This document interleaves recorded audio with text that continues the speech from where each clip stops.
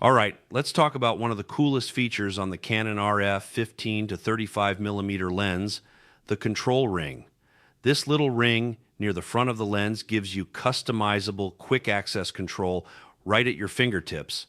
And once you start using it, you'll wonder how you lived without it. The control ring can be set to adjust things like aperture, ISO, shutter speed, or exposure compensation.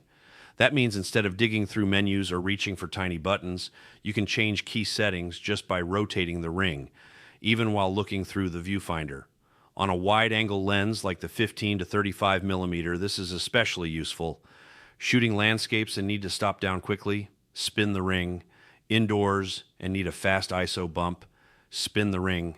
Shooting video and want smoother exposure adjustments, the control ring is perfect for that too. It's tactile, responsive, and designed for fast shooting. And because the 15 to 35 millimeter is popular for weddings, events, real estate, and video work, having adjustable controls right on the lens makes your workflow so much faster and smoother. So who should use the control ring? Anyone who wants quicker access to exposure, hybrid shooters who switch settings constantly, and video creators who need smooth adjustments without shaking the camera.